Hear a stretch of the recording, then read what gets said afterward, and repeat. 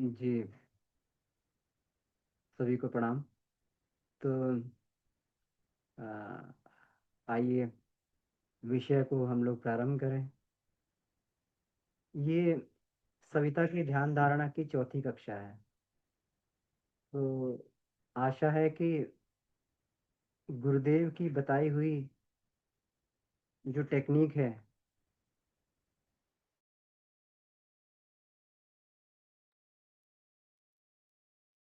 उनको, उस टर्मिनोलॉजी को समझकर हम सभी को फायदा हो रहा होगा, उसमें गहराई बढ़ रही होगी। हम लोगों ने अभी तक के जो हमारी कक्षाएं हुई हैं उसमें यह चर्चा की है कि सबसे पहले साधक को सामान्य साधना करके अपने आप को इतना मजबूत बना लेना चाहिए कि जो प्रकाश हमारे अंदर आए उस प्रकाश को हम अपने अंदर धारण कर सकें। तो क्या वास्तव में इतना तीव्र वेग आता है? बिल्कुल आता है। इतना तीव्र वेग प्रवाहित होता, हमें अनुभव हो चाहे ना हो। अब सामान्यता अनुभव इसलिए नहीं हो सकता कि जो सामान्य गायत्री साधना कर चुके हैं उनकी नस नाड़ियां इतनी मजबूत हो जाती हैं, क्योंकि हम लोग शुरू से किस शक्ति की उपासना कर रहे हैं कोई सामान्य बात नहीं है। हम लोग ब्रह्म की शक्ति की उपासना कर रहे हैं, छोटी मोटी नहीं। भगवान कृष्ण गीता में कहते हैं ना कि जो देवताओं को पूजते हैं देवताओं को प्राप्त होते हैं, प्रेतों को पूजते प्रेतों को प्राप्त होते हैं, है ना। तो जो जिसको पूजता है, लेकिन जो मुझे यानी ब्रह्म को पूजता है मुझे प्राप्त होता है। गुरुदेव ने सीधा हमें प्राइमरी दूसरी तीसरी पांचवी कक्षा नहीं, सीधा का सीधा हमें उतार दिया, हमें बिल्कुल उस उच्च स्तरीय धारा से जोड़ दिया। छोटी मोटी लाइन से नहीं, लो टेंशन वाली से नहीं, हाई टेंशन वाली से नहीं, उससे भी हाई टेंशन वाली लाइन, 125 केवीए की लाइन जो बिजली घरों से डायरेक्ट आती है। पावर हाउस से डायरेक्ट 125 केवीए की लाइन आती है, जहां से बिजली बनती है वहां से, और फिर वो छोटे छोटे बिजली घरों को मिलती है, और फिर छोटे छोटे बिजली घरों से जो एसटी लाइन में जाती है, हाई टेंशन में जाती है, 11,000 वाली लाइन में।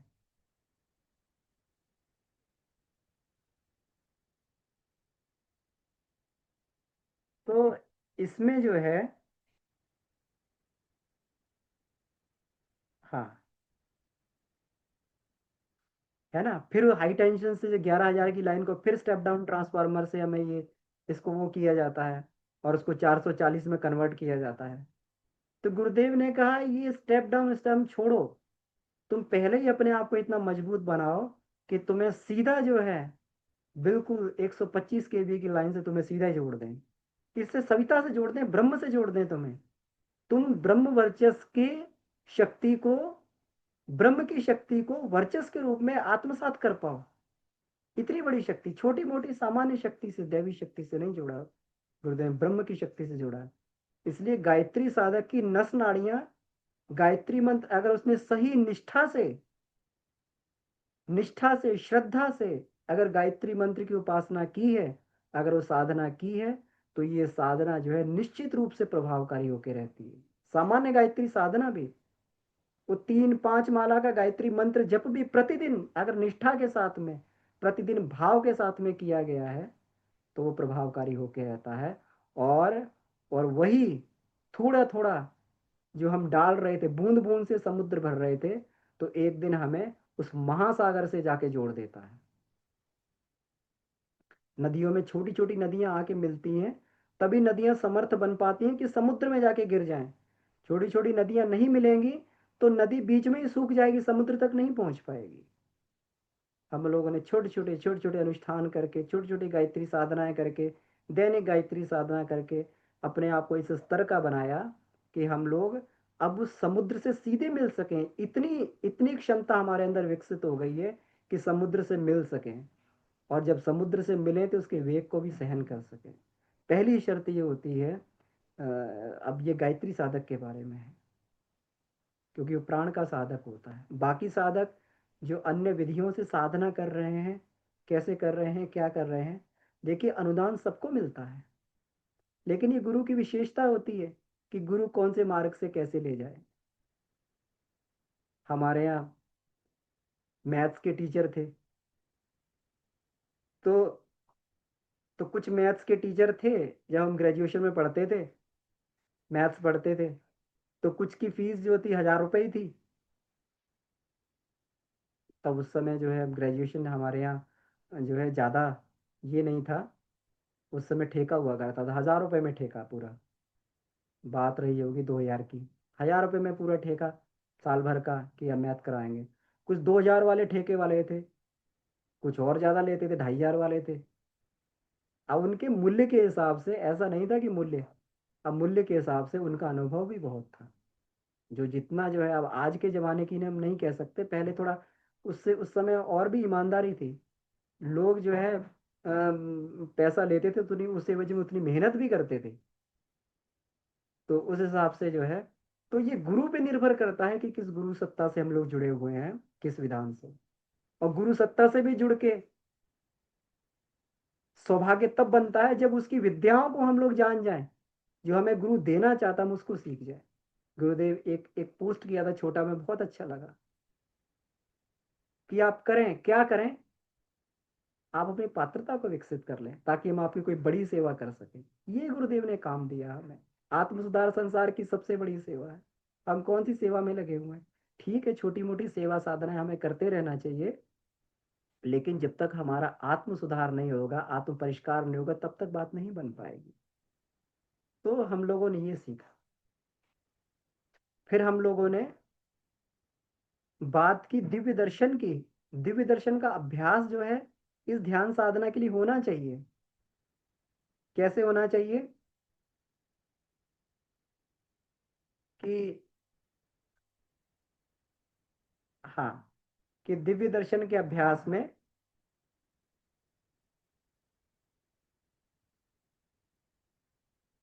दो चीजें गुरुदेव ने बताई। एक तो कल्पना चित्रों को, कल्पना चित्रों को पूरा का पूरा इतना उसको जो अभ्यास किया जाए कि वो रिहर्सल कर करके सारा का सारा जो है पूरी फिल्म की तरीके से याद हो जाए। कभी कभी कोई पिक्चर हम देख लेते हैं, इतनी ज्यादा देख लेते हैं, आंखें बंद करके पूरी की पूरी पिक्चर अपने आप सामने चलने लगती है, फिर टीवी देखने की या सिनेमा देखने की उसके लिए आवश्यकता नहीं पड़ती है। कभी कोई कोई पिक्चर जो है अच्छी लग जाती, तो उसमें जो है रिहर्सल करी जाए, बार बार जो दिशा निर्देश इसमें दिए गए हैं, शब्दावली इसमें पोस्ट कर दी गई थी, शब्दावली जो पीडीएफ पोस्ट किया गया था, तो उस शब्दावली को पूरा लेकर और उसको बार बार रिवीजन किया जाए।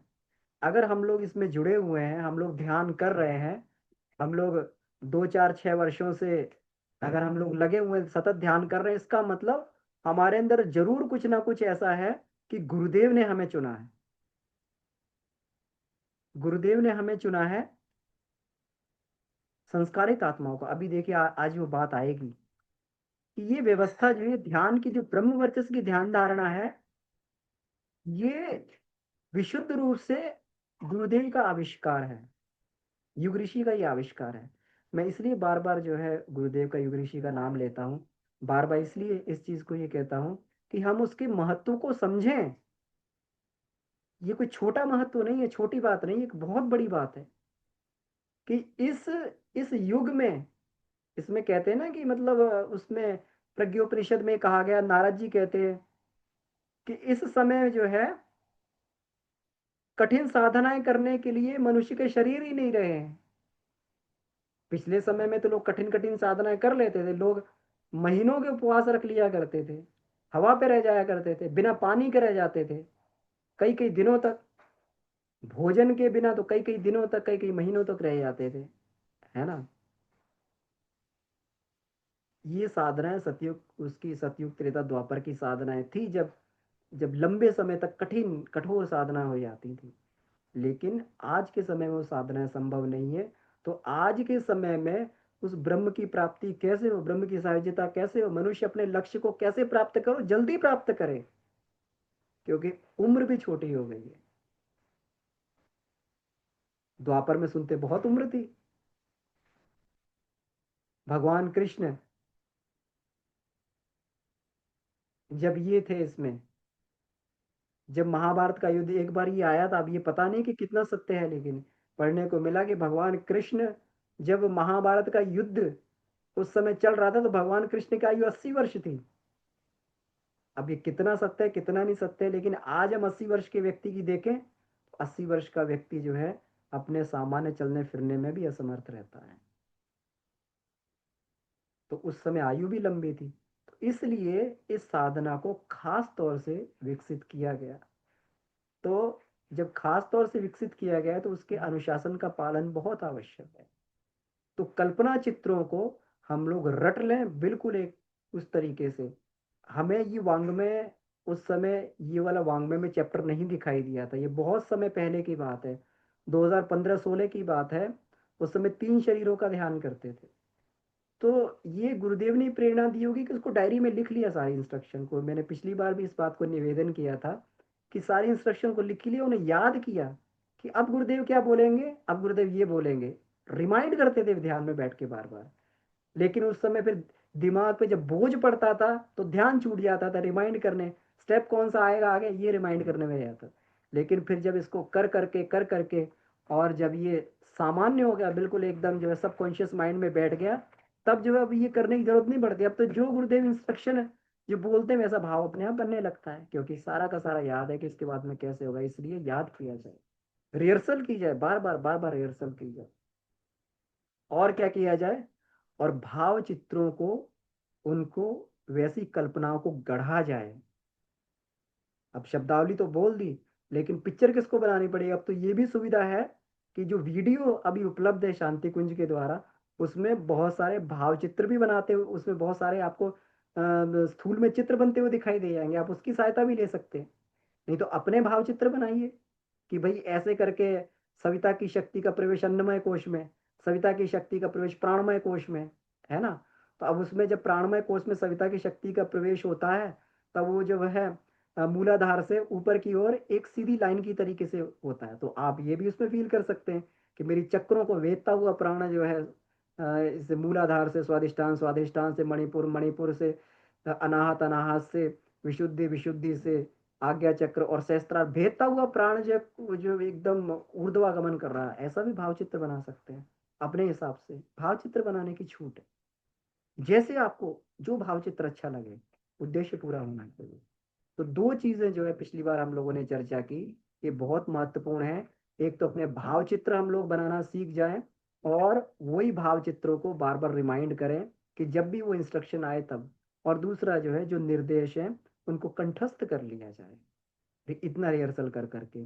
ये बात जो है हम लोगों ने अभी तक की जो 3 कक्षाएं हुई उसमें हमने की, ये बहुत ही महत्वपूर्ण चीजें थी। इसके बिना जो है आगे का प्रवेश नहीं मिल सकता है। पिछली क्लास को अगर ना किया जाए, उसकी प्रैक्टिस ना की जाए, आगे प्रवेश नहीं मिल सकता। अब इसके बाद फिर आगे हम लोग ये देखते हैं, आगे देखिए फिर देखते हैं इसको, जो आगे का हमारा ये है तो उसकी हमने जो ये पीपीटी बनाई है तो उसको शेयर करते हैं, उस पर हम लोग चर्चा करते हैं।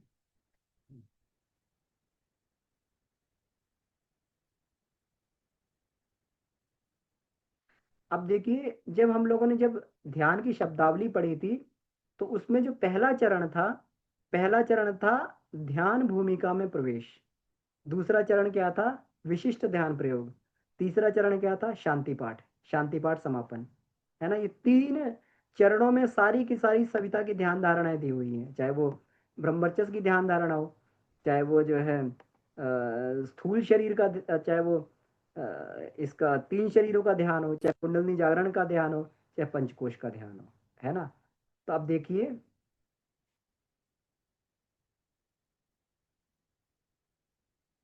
हाँ ये है देखिए। तो पहले तो जिस शब्दावली पे हम लोग चर्चा करने जा रहे हैं, क्योंकि एक एक शब्दावली पर हम लोग विशद चर्चा करेंगे। तो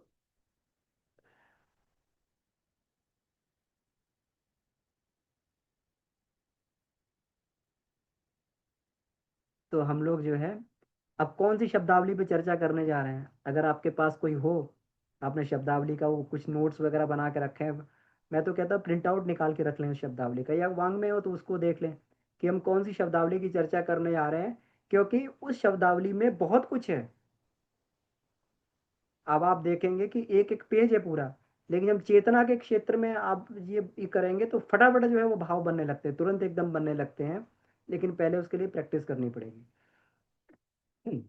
देखिए, हाँ इसको देखते हैं। तो जो शब्दावली की आज हम लोग चर्चा करने जा रहे हैं वो है, सबसे पहले ध्यान भूमिका में प्रवेश। देखिए ध्यान भूमिका में ये यहाँ पे ये जो बात कही गई है, इसमें जो है इसको हाइड कर देते हैं पैनल को। हाँ अब सही है।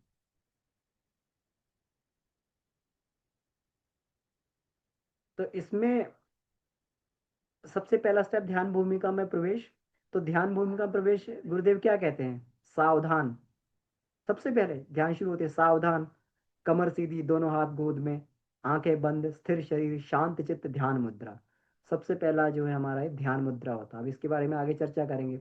फिर दिव्य वातावरण की बात आती है ना। दिव्य साधना लोग, गंगा की गोद, हिमालय की छाया, सप्तऋषियों का तप स्थान, शांति कुछ, ब्रह्मचर्य, गायत्री तीर्थ, अखंड दीप, नित्य यज्ञ, नियमित जप, ब्रह्म संदोह, दिव्य वातावरण, तीन दिव्य सत्ताओं का संरक्षण, दिव्य साधना लोग। दूसरी बात हुई दिव्य वातावरण की। तीसरी बात में ये कहते हैं गंगा यमुना संगम, गंगा यमुना का। अभी देखिए आज जो वीडियो मिल रहे हैं ये आपको संगम गंगा यमुना का मिलेगा, आपको तीन शरीर के ध्यान में, उसमें शब्दावली है। लेकिन क्योंकि स्टैंडर्ड शब्दावली तो हो सकता है कि अभी जो पंचकोश वाला ध्यान थोड़ा लंबा पड़ता है तो शायद उसमें काट दी गई है ये।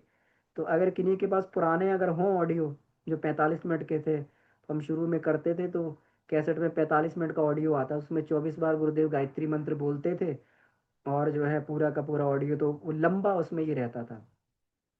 तो अगर उसमें हो तो शायद उसमें पूरी की पूरी बात वो मिल जाएगी। तो ये तीन चीजों पे हम लोग आज ये चर्चा करेंगे।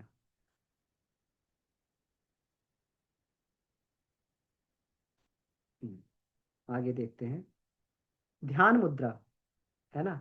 अब ध्यान धारणा के लिए शरीर स्थिर और मन शांत रहना आवश्यक है। ये हमारी बेसिक ये है। शरीर स्थिर कैसे रहेगा, जब तक हमने जो है आसन और प्राणायाम के अभ्यास हम लोगों ने लगातार नियमित रूप से अभ्यास किया है, स्थिरता तभी आ सकती है। नहीं तो हाथ पैरों को अभ्यास नहीं होता है कि एक आसन में लंबे समय तक बैठने का, है ना। आसनम स्थिरम सुखम, कि जो है जिस आसन में बैठ जाएं स्थिरता के साथ में, सुख के साथ में बैठ जाएं, घंटा, 1.5 घंटा, 2 घंटा बैठे रहें, और उसमें जो है हमें पैर बदलने की भी आवश्यकता ना पड़े, इतना। और ये बनता तभी है जब हम लोग अन्नमय कोश की साधना करते हैं। अब देखिए इसमें कितना आवश्यक है अन्नमय कोश की साधना। नहीं करेंगे तो फिर जो है शरीर इधर उधर हिलता डुलता रहेगा। जब हिलता डुलता रहेगा तो प्रवाह नहीं आएगा, वो बात नहीं बन पाएगी, है ना। क्योंकि प्रवाह जो है आ रहा है और जो है ब्रह्मरंध्र से प्रवेश कर रहा है, और हम लोग हिल रहे हैं इस तरीके से, तो प्रवाह कैसे प्रवेश करेगा, अलाइनमेंट कैसे बन पाएगा। शरीर में हलचल होती रहेगी तो वह स्थिरता उत्पन्न ना हो सकी जो ध्यान धारणा के लिए आवश्यक है। शरीर में हलचल होती रहेगी। अब आगे देखिए, आगे इसमें गुरुदेव ने किस स्तर की स्थिरता के लिए बताया, उन्होंने किस स्तर की स्थिरता के लिए बताया है। इसमें देखिए, इसमें गुरुदेव आगे बताते हैं कि कितनी स्थिरता होनी चाहिए। ध्यान धारणा के लिए ध्यान मुद्रा बनाकर बैठना चाहिए।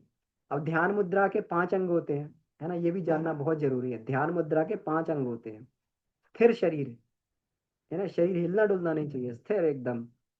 शांत चित्त, अंदर जो है चित्त की वृत्तियां ना चलती रहें, चित्त को शांत करके बैठना पड़ता है। इसीलिए गुरुदेव भाव समाधि का अभ्यास पहले ही करवाते हैं।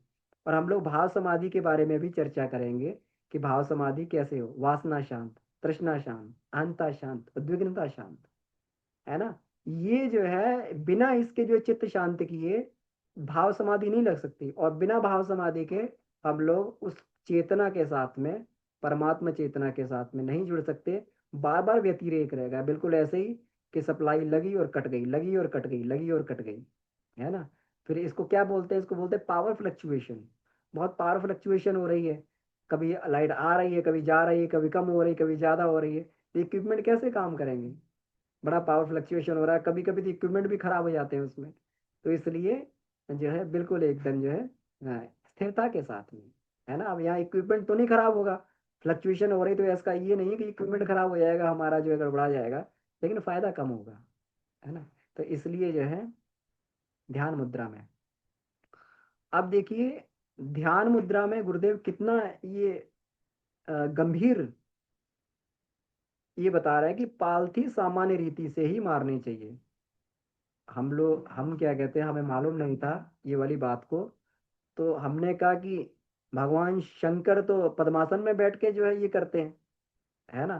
तो हमें भी अगर पद्मासन लगाएंगे तो जल्दी समाधि लगेगी, तो हमने भी पद्मासन का अभ्यास किया। तो आधे घंटे तक तो पद्मासन लगे आता, उसके बाद में जो है फिर हाथ पैर इधर उधर करने लगते। अब पद्मासन में इतना लंबा बैठना, आप कितना भी कहें आपको पैरों को खींच के बैठना पड़ रहा है, नस नाड़ियों पे जोर पड़ रहा है, तो वो जो है कुछ देर तो स्थिर रहेगा, लेकिन फिर बाद में हठपूर्वक ही बैठना पड़ेगा। तो उससे बात नहीं बनेगी, सामान्य रीति से ही पालथी मारने का अभ्यास हमें करना है। कोई सिद्धासन या पद्मासन नहीं लगाना है, गुरुदेव ने स्वयं बताया आदि पर 45 मिनट तक बिना दबाव अनुभव किए बैठे रहना कठिन है ना। अब गुरुदेव ने स्वयं जब ध्यान का ये बनाया था ऑडियो, तो 45 मिनट का था ये, अब कितना रह गया, वो कुछ ऐसे ही 33 34 36 मिनट का, ऐसे 33 मिनट का करीब करीब ऑडियो, 36 मिनट का ऑडियो रहता है ये। तो 45 मिनट जो है बिना दबाव के इसमें ये बैठना था। पैरों में तनाव दबाव उत्पन्न हो तो ध्यान ठीक तरह नहीं लग पाएगा, और ये बिल्कुल सही बात है, बिल्कुल प्रैक्टिकल बात है।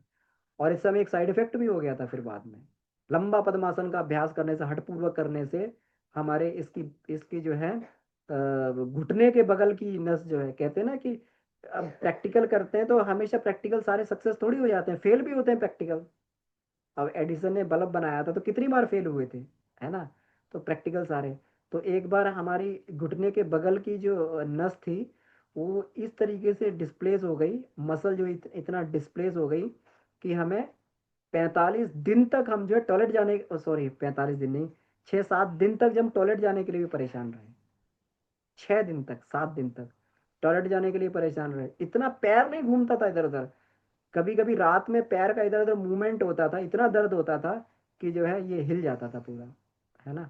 तो इसलिए हमेशा सहजता से ही करें, देखिए कोई भी काम करना में सहजता से करना है, गुरुदेव के अनुशासन में करेंगे, इसलिए बार बार हम छोटी छोटी बात को जो है इसमें प्रयास करते हैं कवर करने का, कि जो गुरुदेव ने बताया कि छोटी छोटी चीजें जो है बहुत बड़ा इम्पैक्ट करती हैं, है ना। अब पालती सामान्य रीति से लगानी चाहिए, ये सुनने वाले के लिए तो सामान्य होगा, लेकिन हमारे लिए हमें मालूम है कि हम गड़बड़ी करते रहे तो हमें कितना दंड इसका भुगतना पड़ा है ना। प्रयत्न यह करना चाहिए कि 45 मिनट तक पैर ना बदलना पड़े। अब ये तभी संभव हो पाता है जब हमारे आसन सदे आए, अन्नमय कोश खूब बढ़िया हो जाए, जब शरीर में तनाव बनता रहेगा, वात बनता रहेगा, है ना, और ये सीना जलता रहेगा, गैस बनती रहेगी, तब तक जो है तब तक भी बात नहीं बनेगी। ये सारी चीजें तो बिल्कुल खत्म हो जानी चाहिए, ना कोई गैस बने, ना कोई वो जो है ये बने। अब ये एक दिन में खत्म नहीं होती, इसके लिए लंबे अभ्यास की आवश्यकता पड़ती है। व्यक्ति को अपने आहार प्लस विहार दोनों ही परिवर्तन करने पड़ते हैं। भोजन भी जो है अपनी डाइट को, गुरुदेव ने क्या भोजन बताया साधक के लिए, अगर हम देखें तो हमें आहार शुद्धि का हमें विषय जरूर पढ़ना चाहिए, वांग्मय नंबर 13 में। आहार शुद्धि में गुरुदेव ने साफ साफ बताया है कि जो साधक शुद्ध आहार की अपने लिए व्यवस्था नहीं कर सकता, उसे उच्च स्तरीय साधना के स्वप्न नहीं देखने चाहिए। ये गुरुदेव ने कड़ी हिदायत दे दी उसमें, एंट्रेंस पे सबसे पहले आहार शुद्धि आती है। और आहार शुद्धि में घुसते ही पता लगे 5 साल तक हम सब करते रहे, और 5 साल तक जो है करते करते कोई बेनिफिट नहीं मिल पा रहा हमें, है ना। तो उन्होंने घुसते ही कह दिया बात को, घुसते ही चेतावनी दे दी है। आहार शुद्धि, और क्या आहार बताया, साधक के लिए जो है सबसे उत्तम आहार जो है अमृतासन खिचड़ी। अब अमृतासन खिचड़ी तो अगर वैसी व्यवस्था बनती तो ठीक है, नहीं तो सब्जियां वगैरह को अधिक लिया जाए। अधिक जो वात पैदा करती हैं चीजें, वैसे उसको बहुत अधिक कंज्यूम ना किया, तला हुआ भुना हुआ जो शरीर पर अतिरिक्त दबाव डाल रहा है, तो उसको खर्च कर रहा है, ये सारी चीजें। ये मैं इसीलिए निवेदन कर रहा हूँ कि सारी की चीजों को जो है ध्यान में, ये सारी की सारी चीजों को ध्यान नहीं रखेंगे तो बात नहीं बन पाएगी। इसीलिए पतंजलि ऋषि ने ध्यान को 7वीं स्टेज पे रखा है जाके। प्रत्याहार करो, यम करो, नियम करो, आसन करो, प्राणायाम करो, प्रत्याहार करो, धारणा करो, फिर ध्यान करो 7वें नंबर पर जाके, है ना।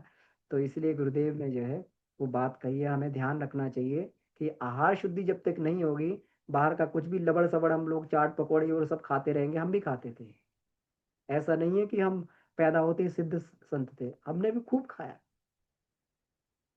खैर मांस इत्यादि तो नहीं खाया क्योंकि परिवार में शुरू से पूजा होती थी, लेकिन लहसुन प्याज तो खाया है। बाहर का खूब चाट पकौड़ी खाई है और ये सब खाया है। जब चेतना सधने लगी, जब समझ में आने लगा, तो जब खाते थे तभी जो साइड इफेक्ट होता था, फिर समझ में आ गया कि ये तो अब आगे बढ़ने के लिए तो रोक रहा ही है।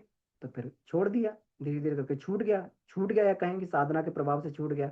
छोड़ना तो बड़ा मुश्किल रहता है, लेकिन छूट गया अपने आप धीरे धीरे करके। कुछ समझदारी भी बढ़ गई, कुछ गुरु कृपा भी हुई, ऐसे करके जो संयम भी सध गया। ये करना पड़ता है ना। तो चंचलतावश पैरों को, शरीर के अंग अवयवों को चलाते भटकाते रहना निषिद्ध है। बीमारी की स्थिति में आराम कुर्सी पर भी बैठे रहा जा सकता है और पैर फैलाने की छूट मिल सकती है बीमारी की स्थिति में, है ना। अब मान लीजिए कि अब डॉक्टर ने ही बोल दिया कि आपके घुटने जो है मुड़ नहीं सकते हैं। अब देखिए, अब जिनके घुटने नहीं मुड़ सकते हैं, डॉक्टर ने बोल दिया आपके घुटने खराब हो, जबरदस्ती ना करें कि हम तो पालथी मार के ही हमें सिद्धि प्राप्त होगी, ऐसा ना करें, है ना। अगर वृद्धावस्था में है, अगर पालती सहजता से नहीं मर पा रही है, तो फिर कोई बात नहीं, आप वो कर लें, उसका जो है ये कर लें। गुरुदेव ने तो हर तरीके की बात कही है। लेकिन हम नीचे बैठने लायक हैं, अभी युवा हैं, सब कुछ है, और तब भी कुर्सी बैठ के आराम से जो है वो कर रहे हैं, तो बात नहीं बन पाएगी। क्योंकि पालती मार के सीधे बैठने से ही कमर सीधी होती है, कुर्सी बैठ के व्यक्ति की कमर टेढ़ी हो जाती है। ध्यान मुद्रा में बैठकर शरीर को ही नहीं, बहिरंग वृत्तियों को भी शांत करें। मस्तिष्क के हर अंग को शांत स्थिर रहने का संकेत भेजें। जो गुरुदेव कहते हैं ना कि मतलब शांत हो जाओ, शांत हो जाओ, शांत हो जाओ, हर अंग को शांत करें। पैर भी शांत, हाथ भी शांत, आंख भी शांत। हम लोग करते थे ना, अभी इसका अभ्यास कर रहे थे हम लोग, आत्मानुभूति योग का अभ्यास कर रहे थे। हर अंग को हम लोग शिथिलता का ये भेजते थे, और केवल जो है स्पंदन कहाँ रह जाता था, हृदय स्थान पे स्पंदन को महसूस करते थे, वहीं स्पंदन रह गया, बाकी सब जगह शून्यता आ गई है। तो इसलिए अपनी वृत्तियों को जब तक शांत नहीं करेंगे, तब तक बात नहीं बन पाती। वृत्तियां अंतर्मुखी होने पर शरीर में हल्कापन लगने लगता है ना। और हल्कापन लगने लगता है, कभी कभी शरीर में इतना हल्कापन आ जाता है कि केवल केवल जो धड़कन ही सुनाई देती है शरीर में, इतना हल्कापन आ जाता है। केवल और केवल धड़कन सुनाई देगी, धड़कन, हृदय ही धड़क रहा है। क्योंकि जैसे ही जो है ये बाहर की प्रवृत्तियां शांत होती हैं, अंदर की आवाजें सुनाई देने लगती है। नाद श्रवण में पहली प्रैक्टिस यहीं से की जाती है, अंदर की आवाजें सुनने से, है ना। तो ध्यान को इसी हल्केपन ध्यान को इसी हल्केपन अथवा स्पंदन पर केंद्रित करें। इससे बाहरी चिंतन की ओर मस्तिष्क नहीं जाएगा, है ना। जब हल्केपन का आनंद अपना अलग ही होता है, हृदय की धड़कन का आनंद अलग होता है। तो इस हल्केपन पे केंद्रित करेंगे, तो फिर देखिए हल्कापन किसको पसंद नहीं, रिलैक्स किसको पसंद नहीं है। तो मन एक बार रिलैक्स हो जाएगा जाके, तो फिर वो कहीं भागेगा नहीं। तो ये बात जो है यहाँ पर ये दी हुई है कि इतना इतना अभ्यास कितने में हो पाएगा। अब हम समझ सकते हैं कि कितने हमारी स्थिति क्या है, इतना अभ्यास कितने में हो पाएगा, लेकिन हो जाएगा जरूर। भले ही समय लगे, लेकिन हो जाएगा, सबके साथ में आएगा। दिव्य वातावरण। अब दूसरा जो बात इसमें कही गई थी, ध्यान मुद्रा की बात हो गई, अब दिव्य वातावरण की बात आ गई। जो उपयुक्त स्थान होते हैं वहां पर सफलता सुनिश्चित हो जाती है ना। साधना के लिए घर में एकांत एवं स्वच्छ स्थान तलाश किया जाता है। अब घर में रह के साधना करनी तो एकांत स्थान हो, वहाँ खटर पटर ना होती रहे, है ना। और स्थान स्वच्छ हो, अस्वच्छता भी ना हो। जब अस्वच्छता रहेगी, आसपास मलिनता रहेगी, ध्यान में मन नहीं लगेगा। मक्खियां बिन मरा रही है, मच्छर काट रहे हैं और ये हो रहा है ना। तो फिर ध्यान में मन नहीं लगेगा। तो इस तरीके की व्यवस्था की जाए, स्थान बिल्कुल स्वच्छ हो, मनोरम हो, जहाँ बैठते ही जो है मन लगने लगे। अब अपना पूजा कर उसी तरीके से उसको बना सकते हैं, वहाँ बैठते ही मन लगने लगे, है ना। एकांत स्थान हो, यहाँ पे बहुत ज्यादा शोर कोलाहल ना हो। अब इसमें ये कहा गया है कि भावनात्मक दृष्टि से भी अधिक पवित्र और प्रभावी वातावरण की आवश्यकता होती है। भावनात्मक दृष्टि से भी अधिक पवित्र होना चाहिए। भावनात्मक दृष्टि से पवित्र का मतलब, अब जो जो यहाँ पे हमारे आसपास में लोग रह रहे हैं, है ना, उनका भी बड़ा इंपॉर्टेंट रोल होता है। और उनका इंपॉर्टेंट रोल होता है, अब मान लीजिए कोई हमारे आसपास में जो है बिल्कुल नास्तिक रह रहा है, परिवार में 5 नास्तिक भरे हुए हैं, एक आस्तिक भरा हुआ है, तो यही बार बार उसके अंदर तो यही आएगा, ये बेकार की चीज़ है, बेकार की चीज़ है। तो फिर जो व्यक्ति बैठेगा उसका भी भाव नहीं बन पाएगा, उसको बार बार थॉट स्पर्श करेंगे। तो फिर अब क्या करें, घर छोड़ के चले जाएं? नहीं। इसके लिए सबसे बढ़िया रहता है कि ध्यान तब करें जब सब सो रहे हों। और सब सब कब सोते हैं? ये सारे का सारा संसार रात में सोए चाहे ना सोए, ब्रह्म मुहूर्त में जरूर सोता है। 3 बजे 4 बजे के समय में सब सो रहे होते हैं, 5 बजे, अब ठंड का टाइम है, सब लोग देखिए 7 7 8 8 बजे सो के उठते हैं, है ना। आपके लिए साधना के बड़ा बढ़िया है। कड़कड़ाती ठंड है, शीत है, चारों तरफ बर्फ सा पड़ रहा है। यहाँ तो नॉर्थ में तो और ज्यादा यहाँ पे हालत खराब रहती है। चारों तरफ दीपक में घी डालो तो 2 5 मिनट 10 मिनट दीपक जलता है, दीपक का घी जमने लगता है, दीपक शिथिल पड़ने लगता है, इतनी ठंड है यहाँ पर। गर्म करके पिघला हुआ घी डालते हैं, इतनी ठंड है। लेकिन ये ठंड जो है साधक के लिए बहुत बढ़िया होती है, क्योंकि इस ठंड में आपको जितना एकांत वातावरण मिलेगा वो कहीं नहीं मिलेगा। गर्मी में तो फिर भी जो है 4 बजे 5 बजे लोग उठने लगते हैं, इधर उधर टहलने लगते हैं, कोई मॉर्निंग वॉक कर रहा है, कोई कुछ कर रहा है, कोई कुछ कर रहा है। गर्मी का मौसम होता है, ठंड के मौसम में तो कोई नहीं उठता। ये बड़ा ही शांत वातावरण ही रहता है, साधना के लिए बड़ा उपयोगी। इसलिए माघ मास को जो है मासों में सर्वोत्तम बोला है। साधना के लिए सबसे बढ़िया मास, जब कड़कड़ाती ठंड पड़ रही हो, साधक सुबह उठ के, देख माघ स्नान करते हैं ना लोग, सुबह उठ के पूरा महीना भर नहाते हैं। उसके पीछे यही उद्देश्य है कि उस समय जो है वातावरण बड़ा अलौकिक होता है। उस समय जो साधना करेंगे तो जो 11 महीने में फायदा नहीं मिलेगा वहां मिल जाएगा। अब हमारी साधना का भी लास्ट दौर बचा है, देखिए लास्ट राउंड बचा है। 11 महीने निकल चुके, 1 महीना केवल बचा है बसंत पर्व में। बसंत पर्व से साधना प्रारंभ हुई थी, बड़ी उत्साह से लोगों ने दौड़ लगाई है। लेकिन जिनका उत्साह रास्ते में ठंडा पड़ गया है, या किसी कारणवश जो है जो नहीं इसमें कंटिन्यू हो पाए हैं, लास्ट राउंड है, इसमें पूरी ताकत लगा दें। अच्छा धावक होता है, वो लास्ट राउंड में पूरी ताकत लगा देता है और सारे राउंड की अपनी कमी निकाल देता है। 1 महीना केवल बचा है, हम लोग पूरी ताकत लगा दें, पूरी शक्ति लगा दें, और शक्ति के साथ में हम लोग जो ये करें, तो निश्चित हमें जो है पूरे साल भर का ही प्रभाव मिल जाएगा। भावनात्मक दृष्टि से पवित्रता जो ब्रह्म मुहूर्त में अपने आप भावनात्मक दृष्टि से पवित्रता आ जाती है, तो ब्रह्म मुहूर्त का फायदा हम लोग उठा सकते हैं। अब अब जिनका ब्रह्म मुहूर्त की व्यवस्था ही नहीं है, जो बेचारे रात में ड्यूटी कर रहे हैं, वो क्या करें? तो उनके लिए ब्रह्म मुहूर्त तभी है जब उनकी 6 घंटे नींद हो जाए, तब सो के उठ के कर लें, है ना। उनके लिए भी भगवान की व्यवस्था है, तो निराश नहीं होना है किसी भी सिचुएशन में। साधकों को सहज स्थिरता में प्रेरणा मिलती रहे, प्रगति का प्रवाह अनायास चल पड़े, है ना। तो इसके लिए शांति कुंज के ब्रह्म वर्चस आरण्य को समर्थ गायत्री तीर्थ के रूप में विकसित किया गया है।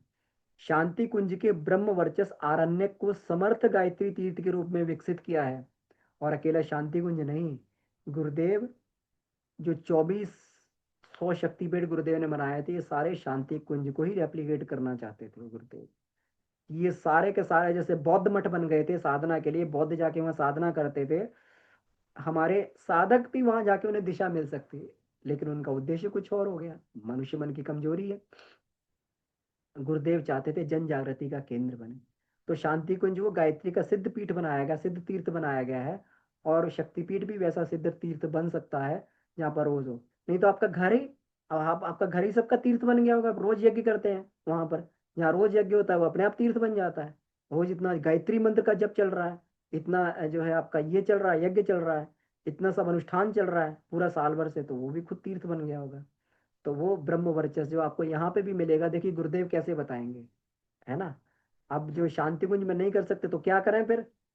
जिनके लिए यहाँ रहकर साधना करना संभव है इस अवसर का लाभ ले लें, और जिनके लिए नहीं संभव वो क्या करें? वो दिव्य वातावरण का कैसे अभ्यास करें? जब घर पर अन्यत्र रहकर साधना करनी, घर या अन्यत्र कहीं रहकर साधना करनी हो, तो दिव्य वातावरण में अपनी स्थिति मानकर इस प्रक्रिया को पूरा करना चाहिए। तो कहीं ना कहीं हम लोग शांति कुंज में बैठकर साधना करते हैं, तो वहाँ की इमेज को बना लें, वहाँ की इमेज को बना लें, सेव कर लें, है ना। गायत्री मंदिर के सामने जो साधना कक्ष बना हुआ है वहाँ बैठकर लोग ध्यान करते हैं, प्रवचन हॉल में लोग बैठ के ध्यान करते हैं, सर्व श्रद्धा प्रकट प्रज्ञा पर लोग बैठ के ध्यान करते हैं, हिमालय में बैठ के ध्यान करते हैं, वहाँ की इमेज बना लें, सेव कर लें। और उसको जो है जैसे ही आप ध्यान में बैठे हैं, और बस सोचने में क्या जाता है, जब व्यक्ति कामुक विचार सोच सोच के उसका जो है पूरा का पूरा वासनात्मक ये पूरा उसका प्रभाव पड़ सकता है, शरीर पर नेगेटिव इम्पैक्ट आ सकते हैं, उसका वीर्य तक क्षय हो सकता है केवल सोचने से ही। तो सोचने से ये भी हो जाएगा, इसका बड़ा प्रभाव पड़ता है, सोच का बहुत प्रभाव होता है। सोचने से उससे दिव्य वातावरण का लाभ भी मिल जाएगा। ये चेतना है, जहां ट्यून हो जाएगी वहीं से ब्रह्मांड में से कहीं से भी उस वातावरण को खींच लाएगी और आपके आसपास वो चेतना घूमने लगेगी, वो शांति कुंज की चेतना आपके आसपास में घूमने लगेगी। आचमन में चरणामृत की भावना करें, है ना।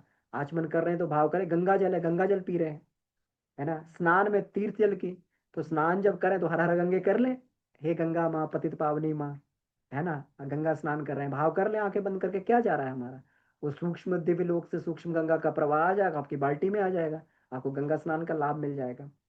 और प्रतिमा में देवता का ध्यान करें कि साक्षात जो है हमारे गुरु माता जी या फिर गायत्री माता, साक्षात बिल्कुल एकदम जितना जीवंत बना सकते उतना जीवंत बना दें उन्हें, ये बैठे हुए हैं।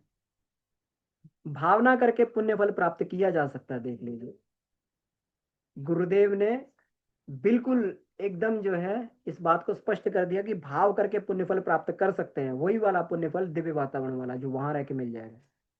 पुण्य तीर्थ में रहकर साधना करने की भावना से भी मन को बहुत अंशों में उस प्रभावशाली वातावरण का लाभ मिल जाता है। ठीक है, तो ध्यान मुद्रा में बैठे तो अनुभव करें कि शांति कुंज में बैठे हैं, उनके चारों ओर हवन की दिव्य सुगंधी फैली हुई है, गंगा का शीतलता सर्वत्र व्याप्त है ना। शांति कुंज के नीचे गंगा की धार बहती है ना, वहीं कर ले कि हमारे नीचे गंगा जी बह रही हैं। ऋषियों की पवित्र आत्माओं के प्रभाव से वातावरण का दिव्य आलोक हो रहा है, इतना गायत्री मंत्र जप, इतना गुरुदेव का तप, इतना सबका तप, देव कन्याओं का तप, अपने चारों ओर दिव्य सत्ताओं का तेजो वलय एक दिव्य कवच के रूप में घेरा डाले हुए हैं। ये फील करना चाहिए कि एक दिव्य कवच हमारी तरफ बन गया है, पूरा सोने का, ऐसा बन जाए कि हम बिल्कुल एकदम समुद्र में मछली की तरीके से तैर रहे हैं, है ना, इस तरीके से बन जाए। उन सब के संयुक्त प्रभाव से अंदर के दिव्य भाव आवेगों की हिलोरें उठ रही हैं, सब प्रभाव से जो अंदर से आनंद की उमंगें उठ रही हैं, ये सब अपने को करना पड़ेगा, इतना भाव बनाना पड़ेगा। अब देखिए, अब तीसरी बात आती है संगम गंगा यमुना का। ये बहुत महत्वपूर्ण बात है, ये भी जैसे दो महत्वपूर्ण बातें थी, ये भी बहुत महत्वपूर्ण बात है। ब्रह्म वर्चस्व साधना के अंदर अंतर्गत की जाने वाली ध्यान धारणा के दो पक्ष हैं, इसको समझना बहुत महत्वपूर्ण है। पहला, साधक के स्व संकल्पित भाव चित्र, जो हमने पिछली क्लास में हम लोगों ने ये किया था, चर्चा की थी जिसकी। दूसरा, जिस दिव्य सत्ता की प्रेरणा एवं इच्छा योजना के आधार पर यह प्रक्रिया चल रही है, उसके द्वारा प्रेषित किए गए दिव्य अनुदान। हम लोग ध्यान में बैठे तो ये ना माने कि जो है हम ही ध्यान में बैठे हुए हैं, वहाँ गुरुदेव भी ध्यान में बैठे हुए हैं, वहाँ सविता भी ध्यान में बैठे हुए हैं, वहाँ ऋषि लोग भी ध्यान में बैठे हुए हैं, सब ध्यान में बैठे हुए हैं। और ध्यान में बैठ के और उन्हीं का चिंतन कर रहे हैं, जो उनसे कनेक्टिविटी बनाते हैं, उन्हीं कनेक्टिविटी फटाक से उनसे बन जाती है। हम मोबाइल से अगर किसी फोन को कॉल करते हैं, हमारी कनेक्टिविटी तुरंत दूसरे मोबाइल से जुड़े जाती है। तो जैसे ही जो है हम अपनी तरफ से रिंग टोन लगाते हैं, फोन लगाते हैं, रिंग करते हैं, तुरंत जो है फटाफट जो है वो तो लाइव मोड में बैठे हुए हैं। लाइव मोड में होते हैं ना, कि जब चलाओ तभी जो है लाइव चलती है ना, जब चलाओ जो है तभी यूट्यूब पे जो है आपको कुछ देखने को मिल जाएगा, लाइव चलता है तो इसलिए जो है लाइव है बिल्कुल एकदम। और उनके डिसिप्लिन में, अब डिसिप्लिन क्या, अब ये इतना डिसिप्लिन है तो ये बात समझ में आ जाएगी, तो बात बन जाएगी। और जब उनकी उनकी जो है चेतना मिलेगी, उनके द्वारा दिव्य अनुदान मिलेंगे और जो है अपना भाव चित्र बन जाएंगे, तो बात बन जाएगी, यही गंगा यमुना का संगम हो जाएगा। और यही जो है तीसरी त्रिवेणी सरस्वती की धार, और यही जो हमें तीर्थराज प्रयाग का जो है यहाँ नहाने का पुण्य मिल जाएगा। अभी जो है 150 साल का सुन के लोग भीड़ टूट पड़ी वहां पर, लोग जो है कैसे कैसे करके, कितनी वहां पर जो है आपाधापी, कितनी परेशानियां भी हुई लोगों को वहां पर, लेकिन 150 साल का पुण्य सुन लिया। लेकिन ये तो जन्म जन्मांतरों का पुण्य है, फिर पता नहीं कि योजना आगे बनेगी कि नहीं बनेगी, पता नहीं ऋषि लोग फिर इस उसमें मॉड में आएंगे कि नहीं आएंगे। ये तो जन्म जन्मांतरों की योजना है, जन्म जन्मांतर सफल हो जाएंगे इससे, तो ये कोई सामान्य बात नहीं है। तो इस प्रकार इस प्रयोजन में दो व्यक्तियों का समान सहयोग एवं योगदान सिद्ध होता है। हमारा तो है ही, हमारे गुरु का भी है, या उस परमात्म चेतना का भी है, सविता भगवान का भी है। अपने श्रम और मनोयोग, अब देखो छात्र का उदाहरण दिया है, छात्र अपने श्रम मनोयोग से पढ़ता है, अच्छे नंबरों से पास होता है, बिल्कुल सही बात है, श्रेय प्राप्त करता है, ये भी ठीक बात है, पढ़ाई का श्रेय छात्र को ही मिलता है, उसके साथ परिणाम से लाभान्वित होता है ना। लेकिन कभी उसके साथ माता पिता की फोटो छपती है? जो आईएएस टॉप करते हैं, किनके माता पिता ये थे, इन्होंने इतनी मेहनत की इसके लिए, किसी की छपती? सब बैकग्राउंड में ही रहते हैं। लेकिन बिना माता पिता के, अगर वो बात, बहुत ही कम रेयर स्टूडेंट ऐसे होते हैं जो बिना माता पिता के जो है हेल्प के, जो लोगों को रेयर स्टूडेंट होते हैं, एक्सेप्शनल केसेस। लेकिन माता पिता की सहायता जो है, एक एक जो अभिभावकों द्वारा साधन सुविधा जुटाने और कुशल अध्यापक द्वारा रुचिपूर्वक पढ़ाने, ये समझ सकते हैं कितने महत्वपूर्ण तथ्य हैं दोनों। अभिभावक साधन नहीं जुटाएंगे, हमें पढ़ने के लिए जो है संसाधन नहीं देंगे, स्कूल नहीं भेजेंगे, और अध्यापक में नहीं पढ़ाएगा, तो हम कितनी पढ़ाई में प्रगति कर सकते हैं, हमें देखना चाहिए, है ना। तो सहयोग भी अति महत्वपूर्ण भूमिका निभाता है। ये ये जो है, जो इसमें परमात्मा चेतना का सहयोग है, अति महत्वपूर्ण ये निभाता है। ये दोनों बातें बनती है तो ये गंगा यमुना का संगम हो जाता है। तो ब्रह्म वर्चस्व की धारणा के साथ साधक द्वारा निर्देशित भाव चित्रों को अपने कल्पना लोक में जमाना और उभारना, ये तो पिछली क्लास का टॉपिक हो गया, पिछली क्लास का होमवर्क हो गया। कल्पना लोक में जमाना और उभारना तो मुख्य एवं आकर्षक है ही, पर उसके साथ में निर्देशकर्ता के मनोबल एवं प्रेरणा स्रोत का आत्मबल संपन्न अनुदान भी कम सहायक सिद्ध नहीं होता है। जो वहां से वो संप्रेषण भेज रहे हैं, वो संप्रेषण भी जो है कम नहीं, बहुत कर जो है वो मदद करते, नहीं तो अपनी शक्ति नहीं, हम नहीं इतना वातावरण से खींच पाएंगे। वो भेज रहे हैं इसलिए हमारी प्रगति जल्दी हो रही है। वो फटाफट अपनी तरफ से धकेल रहे हैं, जाओ जाओ जाओ, चेतना को धकेल के भेजते हैं। अगर हम अपनी उससे खींचेंगे तो हम नहीं खींच पाएंगे। जहां भी इस प्रकार के सहयोग बनते हैं, वहां सफलता की संभावना अतिशय अत्यधिक बढ़ जाती है। इसलिए इसे त्रिवेणी संगम की उपमा दी गई है, त्रिवेणी संगम, है ना। तो गंगा यमुना का संगम, यह ध्यान देखिए, बड़ी महत्वपूर्ण बात गुरुदेव यहाँ पे कह रहे हैं। ये ध्यान साधना विशिष्ट आत्माओं को, मतलब जिनके पास समय बहुत कम है, जो अपने इसमें आपाधापी में भी फंसी हुई हैं, जिनको और भी काम करने हैं, लेकिन उनके लिए अधिक और अधिक सुविधा बना दी गई है, थोड़ी सी उनके लिए है कि तुम जल्दी से इस काम को कर लो। इसलिए होता है ना, जो आईएएस लेवल के अधिकारी होते हैं उन्हें अलग से ट्रीटमेंट दिया जाता है सारा, कि वो उनका काम बाधित ना हो। जो प्राइम मिनिस्टर होते हैं उनको अलग से पूरी, जब वो उनकी गाड़ियां निकलती रोडें खाली करवा दी जाती है उनके लिए, है ना, कि इनका काम नहीं रुकना चाहिए। तो विशिष्ट आत्माओं का जो है अपेक्षाकृत अधिक सुनियोजित रीति से लक्ष्य तक पहुंचा देने की योजना है यहाँ पे। अब हमें ये बात समझ में आ रही होगी कि गुरुदेव ने जो 10 साल का चैलेंज दिया है वो क्यों दिया है, कैसे पार करवा देंगे 10 साल में। लेकिन जब तक हम उस रूल रेगुलेशन को फॉलो नहीं करेंगे, हम जब तक उस टेक्स्ट को नहीं पढ़ेंगे, ये बिल्कुल गंभीरता से समझने वाली बात है कि वांग्मय नंबर 13 को हमें बार बार बार बार पढ़ना चाहिए, और उसके उसके जो है हमें आधार को, बेस को समझना चाहिए, हमें इसको हल्के में नहीं लेना चाहिए। एक वांग्मय का ही स्वाध्याय अगर हम 2 साल 4 साल करते रहे, हमने गायत्री महाविज्ञान का जो स्वाध्याय प्रारंभ किया, 4 5 साल तक सुबह लगातार गायत्री महाविज्ञान पढ़ते रहे, लगातार, एक बार पढ़ा, 2 बार पढ़ा, 3 बार पढ़ा, एक डायरी भर गई, 2 डायरी भर गई, 3 डायरी भर गई, बार बार उसी विषय को पढ़ रहे हैं, उसके दोबारा नोट्स बना रहे हैं, है ना। तो लिख लिख के पढ़ने की आदत थी शुरू से, तो अपना लिखते रहते। तो इसलिए जो है, ये हम अपना अनुभव बता रहे हैं, बाकियों के अनुभव भी होंगे, है ना। तो लगातार जो है किसी चीज को लेके गहराई तक पढ़ना चाहिए। अब कितना पढ़ते हैं आप, देखते हो कितना मैसेज पोस्ट करते हैं, है ना। सुबह सुबह कितना मैसेज आता है, थोड़ा सा ही आता है, 10 15 20 लाइन होती होंगी व्हाट्सएप पर, उतना ही पढ़ते हैं बस। और उतने से चिंतन मनन करते करते अपना जो है ये बात उतने से बनाने का प्रयास करते हैं। बहुत गंभीरता से इसको हमें समझना पड़ेगा। संचित संस्कारवान व्यक्ति ही इसमें देर तक ठहर सकेंगे, और जिनका पीछे का ये है बैकग्राउंड है, वही ठहर सकेंगे, नहीं तो अपरिपक्व मनोभूमि के चंचल चित्त एवं दुर्बल आस्था वाले इतना प्रकाश ग्रहण और धारण न कर पाएंगे, भाग जाएंगे तुरंत एकदम। थोड़े दिन होंगे, चंचल चित्त हो जाएगा, कुछ ना कुछ लगेगा कि पता नहीं क्या हो रहा है, कोई साइड इफेक्ट तो नहीं होगा खैर इसमें, लेकिन उनका मन नहीं लगेगा क्योंकि संस्कार उस तरह का नहीं है। तो जो ठहरे उन्हें समुचित लाभ मिले, जो ठहर गया समुचित लाभ मिले, इस लक्ष्य को भी उस दिन बता रही थी ना दीदी, शर्मिला दीदी, हम 3 साल से लगातार कर रहे हैं, तो जो ठहरा उसको लाभ भी मिलेगा और उनको मिल भी रहे। इस लक्ष्य को ध्यान में रखते हुए ब्रह्म वर्चस्व साधना के छात्रों को अभिभावक और अध्यापक की भूमिका निभाने वाले विशिष्ट शक्तियों की सहायता सम्मिलित की गई है। ये एक सिस्टमेटिक प्लान है, ऐसा प्लान और कहीं नहीं मिलेगा हमें, है ना। एकाकी साधक गंगा है, उसका प्रयत्न प्रमुख धारा कहा जा सकता है। उसमें यमुना सरस्वती का सहयोग मिल जाने से तीर्थराज प्रयाग बनता है और संगम का पुण्य फल अत्यधिक बढ़ जाता है। दिव्य वातावरण के बीच प्रफुल्ल चित्त उत्साह साधक अनुभव करें, अकेले नहीं है। जब भी ध्यान करने बैठे, ये भाव कर हम अकेले नहीं है ना। गुरुदेव हमारे साथ बैठे हुए हैं, देखिए ध्यान मुद्रा में गुरुदेव बैठे, इसी को याद कर ले।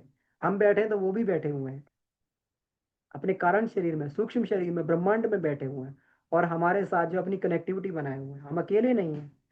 उन्हें साधना मार्ग का लाभ देने के लिए एक विशेष शक्ति प्रवाह उमड़ रहा है। अपने अंदर का उत्साह, साधना की ललक एक लहर के रूप में उमड़ कर उसके साथ एकाकार हो रही है ना। अपने भी अंदर से एक लहर उमड़ रही है ना।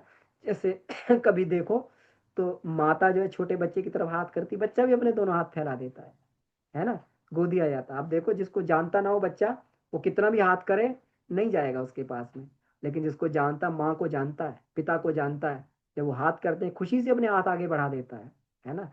तो हमें भी जो यही करना है, अपने अंदर से भी एक लहर उमड़ कर जो उस चेतना के साथ एकीकृत हो रही है। इससे इससे एक साधना क्षेत्र में बड़े से बड़ा कदम उठाने का आत्मविश्वास जग जाएगा। साधक के अंदर परमात्मा चेतना अंदर पहुंच के जरूर परिवर्तन करेगी, और ये जरूर हो पाएगा। ठीक है, तो विषय को ये समाप्त करते हैं। किन्हीं का कोई अनुभव या कोई प्रश्न बनते हो तो हम लोग उस पर चर्चा कर सकते हैं जी।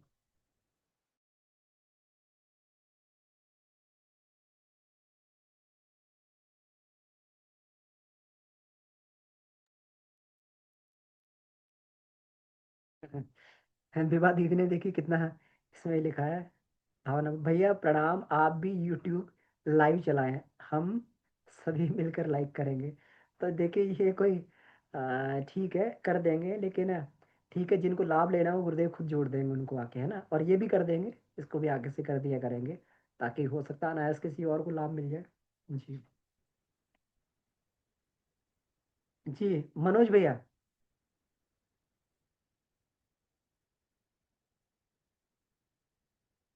मनोज, क्षमा करें, मैंने अभी परमिशंस अलाउ नहीं की हुई हैं। अभी मैं सबको जो है, क्योंकि बीच में कभी कभी डिस्टरबेंस होने लगता है। हाँ, अब आप अपने आप को अनम्यूट करते जाए। जी जी। जी भैया प्रणाम। प्रणाम बहुत भैया। सुंदर क्लास रहा। भैया ये कहना था कि भैया जैसे आपने कितना सुंदर ध्यान का बताया, पतंजलि ने भी ध्यान को लास्ट में रखा है। और ये भी देखते हैं हम लोग कि जब हम लोग माने व्रत में उपवास में रहते हैं तो माने आसन भी सिद्ध सिद्ध महसूस होता है कि हलचल कम होती है और जो है ध्यान भी लगता है।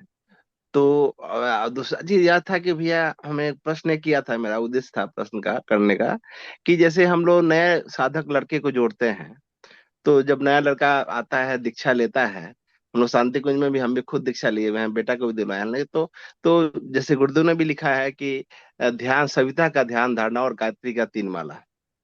तो इस सविता का ध्यान धारणा जो है ये क्यों नहीं बताया जाता है? जैसे हम लोग अब अभी हम मैंने 20 साल बाद हम या 15 साल बाद दीक्षा के बाद हम लोग को ये पता चला।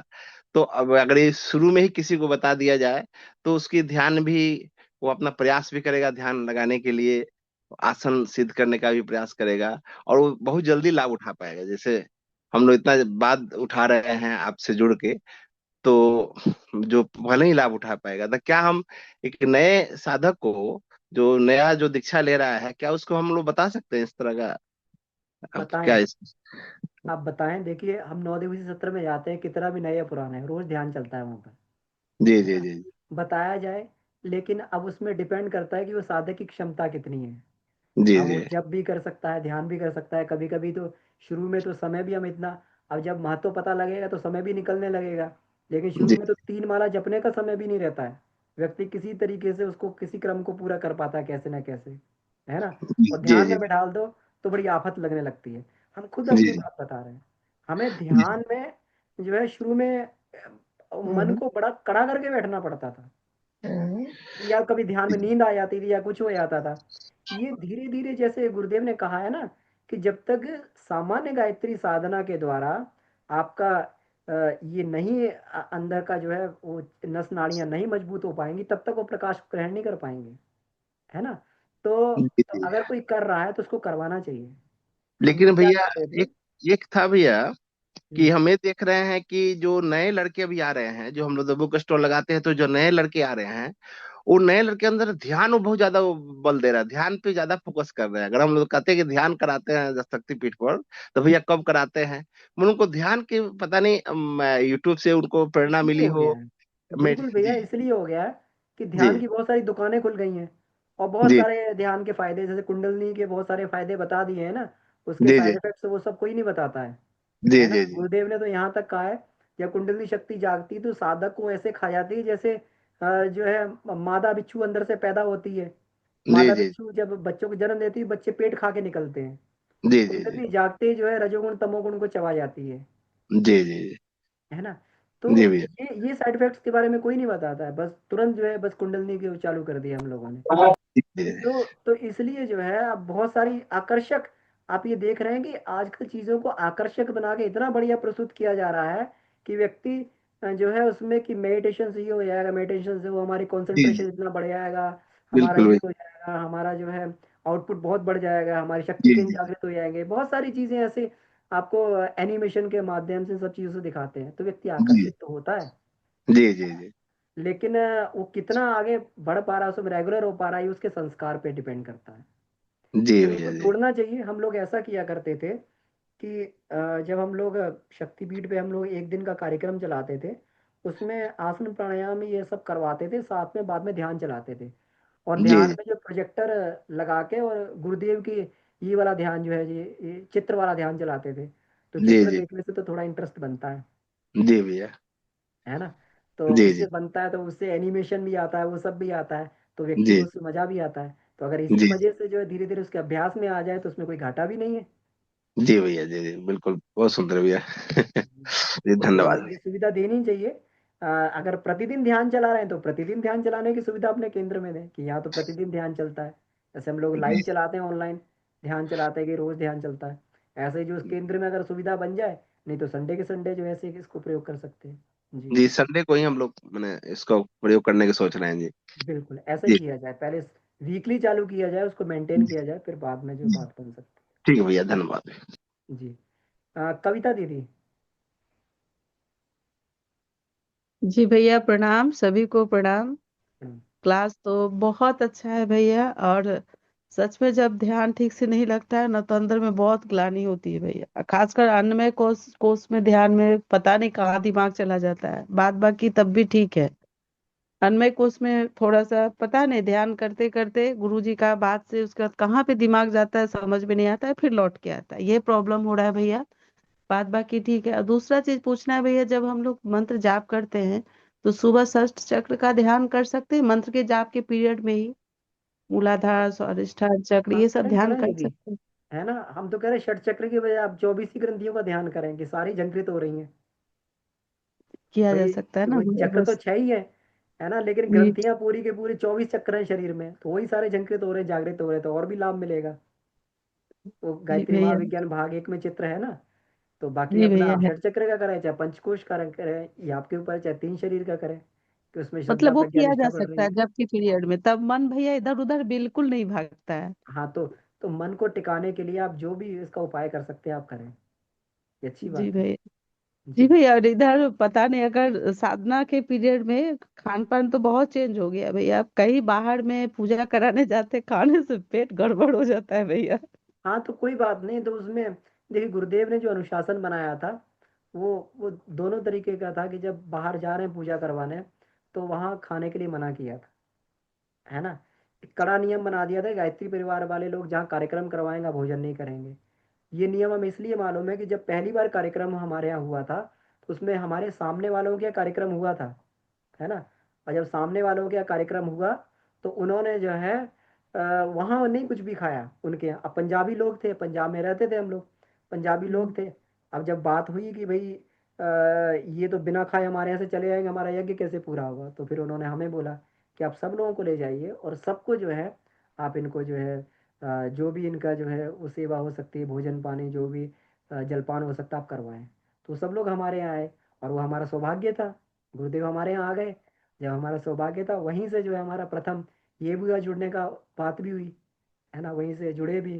वो जो है 92-93 की बात रही होगी उस समय। तो अनुशासन यही था कि, और मना, हम लोग जहाँ पे भी जाते हैं मना कर देते हैं, हम लोग खाते नहीं है।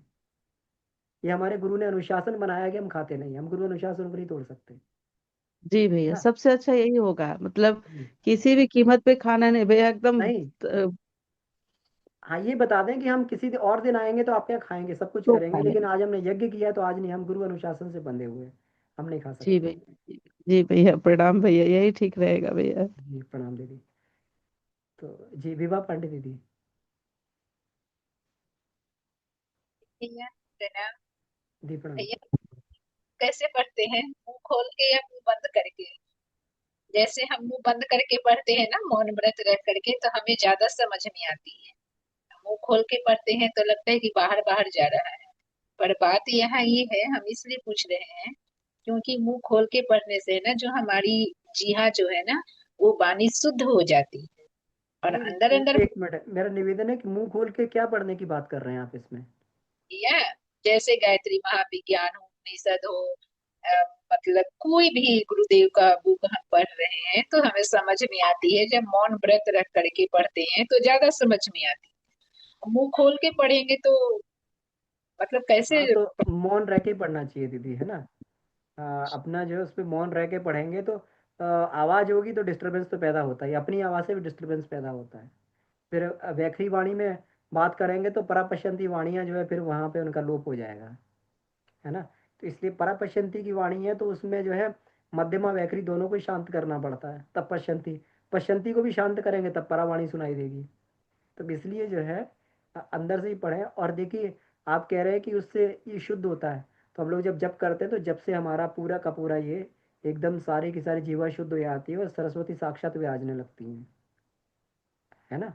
तो इसलिए जप करते समय तो उपांशु जप करते हैं, जीभ हिलती रहती है पूरी की पूरी, वाइब्रेट करती रहती है। आवाज ही तो नहीं होती लेकिन जीभ तो वाइब्रेट करती है, उपांशु जप में तो यही होता है। तो जप में खूब जीभ चलाएं। जी जी। प्रणाम। जी। जी प्रणाम जी, संजीव भैया जी, समय काफी हो गया है जी, इसको हाँ भैया प्रणाम। मोहन भैया प्रणाम। प्रणाम। बोल रहे थे कि अभी आप बात कर रहे थे, अन्नमय कोश के बारे में बात हो रही थी कि भोजन में खिचड़ी का जो आपने बात रखा, तो जिसको अगर डायबिटीज का प्रॉब्लम वो कैसे करेगा? देखिए वो खिचड़ी, आप कभी सासाराम जाए तो आपको वहाँ खिचड़ी जी। खाने को मिलेगी, उससे डायबिटीज नहीं होती है। और अच्छा बाबा जी अच्छा तो अच्छा। हमेशा जो है वो तो 12 महीने वही वाली खिचड़ी खाते हैं, जिसमें आपकी अच्छा जो है अच्छा। मूंग की दाल है और सब्जियां हैं। मूंग की दाल और सब्जियां रहती है। हाँ किन्हीं का माइक खुला हुआ मुझे लग रहा जी गाड़ी में है भैया। है। हाँ, अच्छा अच्छा ठीक है। तो उसके लिए आप ऐसा करें, मूंग की दाल और सब्जी डाल के खिचड़ी खाएं, है ना, अच्छा चावल ना अच्छा डालें अच्छा। उसमें, तो फिर मूंग की डायबिटीज का दाल, दिक्कत नहीं है। जी। मूंग की दाल और सिर्फ सब्जी। सब्जी, कभी सासाराम अच्छा जाए तो आपको यही खिचड़ी खाने को मिलेगी वहां पर 9 दिन तक। अच्छा अच्छा अच्छा। बहुत बहुत धन्यवाद भैया। ठीक। तो ठीक है, बहुत बहुत आभार सभी का। तो आइए आज की कक्षा को यहीं समाप्त कर दें। परम पूज्य गुरुदेव, वंदनीय माता जी। जी।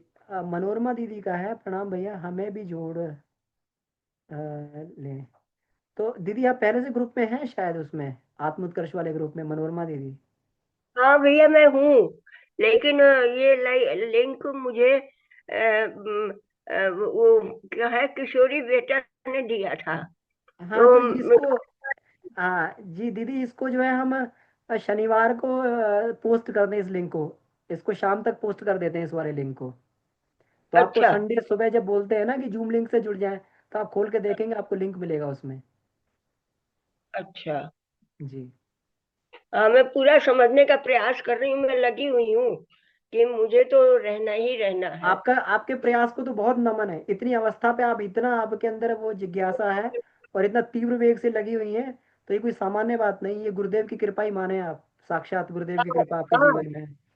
नहीं हाँ, तो लोगों उनकी के कृपा से हाथ मैं पैर और सुधर ये गई। सब काम करना, मस्तिष्क सब काम करना बंद कर देता है। जी, सब गुरु कृपा से हो रहा है मेरा। हाँ, और वही आपको जो है ले जा रहे इतनी तीव्र गति से, इसको जी, कहते हैं ना कि उसमें जो है बिल्कुल विहंगम गति से आपको ले जा रहे हैं आगे। तो खूब आप चिंता ना करें, गुरुदेव पूरा आपके साथ में है, आप लगे रहिए जी, और सफलता ठीक, मिलेगी आपको। जी। ठीक है बेटा। जी, ठीक। प्रणाम सभी को। जय प्रणाम प्रणाम। गुरुदेव। आइए इसी के साथ में आज प्रणाम की। भैया। प्रणाम। मैं क्षमा चाहूंगी, मेरा हैंड रेज नहीं हो पा रहा है। बताएं। भैया ये कह रहे थे कि जैसे अभी हम लोगों ने तो बहुत दिन तक तीन शरीर का किया, फिर वो अपना पांच शरीर का ध्यान करते हैं, लेकिन बच्चों के लिए भैया शुरू से तीन शरीर ही कराना सही रहेगा ना? हाँ, आसान रहता है दीदी वो। हमने इसलिए भी कि शुरुआत तीन बच्चों को शरीर से ही अपने की साथ थी। बैठ। जी। तो हमने भी शुरुआत तीन शरीर से ही करी थी, तो तीन ना, शरीर हम पे लोगों करते। ने की थी भैया, और लेकिन बच्चों के लिए अब अपने साथ बैठाना उचित नहीं होगा ना? देखो, उचित तो कोई दिक्कत नहीं, अगर उन्हें ये बात समझ में आ जाती है, पंचकोशों वाली ये सारी चीजें अगर उन्हें पता लग जाती तो ये भी बढ़िया है ना। तो उसमें ये वीडियोस इसमें सारे पोस्ट कर दिए हमने, ये सीक्वेंस बना के। तो जी। अगर कभी वो हो तो 5-6 वीडियो का पूरे एक सेट बन जाएगा ये। तो उसको जो है देख के उसको किया जा सकता है। प्रयास यही किया है कि इसमें इसको बहुत बेसिक लेवल से समझाने का। जी। तो ठीक है। तो आइए, वैसे प्रारंभ तीन शरीरों की होना चाहिए तो थोड़ा सा आसान रहता है। जी। तो आइए इसको जो है हम लोग ठीक है, शांति पाठ प्रणाम भैया, करते हैं। बहुत बहुत धन्यवाद। जी, शांति पाठ करते हैं। ओम शांति शांति शांति। इस समाप्त, सभी को प्रणाम। मेरा निवेदन है कि हर बार हम लोग जो है क्लास को थोड़ा सा ये कर रहे हैं, तो मुझे लगता है कि थोड़े चर्चा इसमें लंबी होती है और प्रश्न भी रहते हैं। तो जब तक ये चल रहा है तब तक हम इसको 8:45 कर सकते हैं, इसका समय क्या, हम समय सीमा के अंदर रहेंगे। ये भैया ठीक रहेगा।